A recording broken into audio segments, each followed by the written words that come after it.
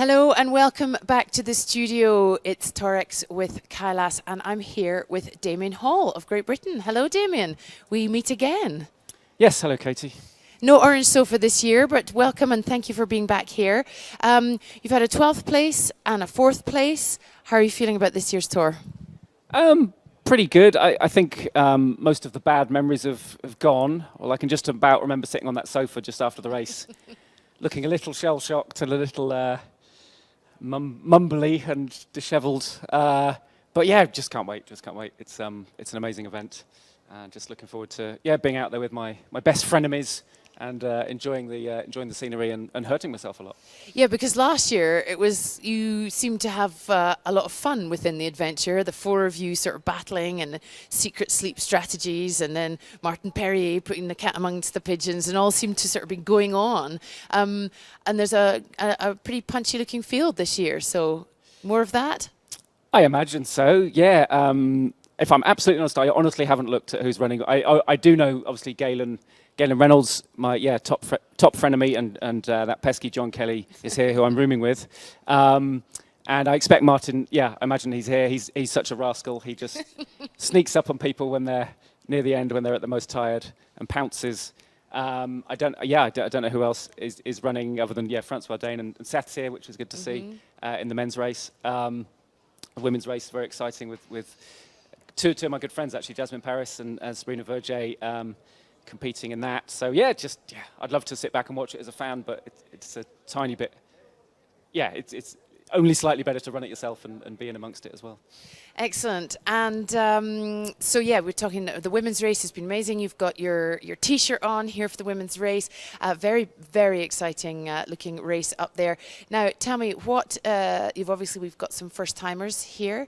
Jasmine hasn't been here before. What sort of advice have you been giving her for this endeavour? Oh, yikes. Well, I think one of the things is most situations are redeemable. It can feel like it's all gone wrong, it's the end of the road, it's the end of the hill.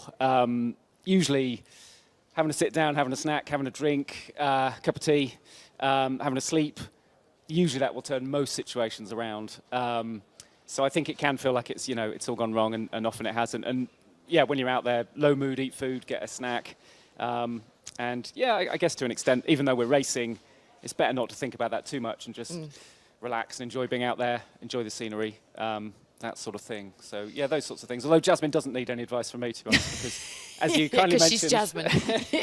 As you kindly mentioned before we were recording the Barclay Marathons, and she can do that and I can't, so maybe I should be asking her for advice. And so, we're looking at maybe some spicy weather out there this year. Along with that, and with your previous experience, any bits that you're particularly looking forward to, particularly not looking forward to? Well, I mean, you mentioned the weather. I prefer it was spicy to hot. Being from Great Britain, I don't want it to be particularly hot. I don't mind a bit of drizzle and a bit of clag, as we call it, which for other people means cloudy or mizzle. I'm looking forward to that. In terms of the bits of the course, yikes, where to choose? I mean, there's just lots of glorious. Usually it's when you finally get to that col after climbing for about 2 hours. You finally get there. The whole landscape changes in front of you. Ideally, if that's at dawn or dusk, those moments are just magical. There's a weird bit that I'm not looking forward to, which is before bosses, which it suddenly just gets. So all race, you go up, down, up, down, up, down, and then it suddenly gets really flat for about 10 kilometers, and it's really confusing because you're not used. You're like, how do you even move on this? And also, it's in trees, so you don't feel like you're actually moving because you're used to just going up and down. So when you're so tired by that stage that it really throws me, and that's where a lot of us have our worst hallucinations and confusion. So and I think in hot years that's quite hot down there, I've heard as well. That's true. But not to worry about that this year. Anyway, listen, Damian, thank you so much for joining me and for being here, and we look forward to hearing about all the adventures, potential hallucinations, sleep strategies, and cat amongst the pigeons, and the very best of luck. Well, thank you. Yeah, you're not going to try and interview me right after the race again this time. I'll do my best to not promise. Thank you. Okay.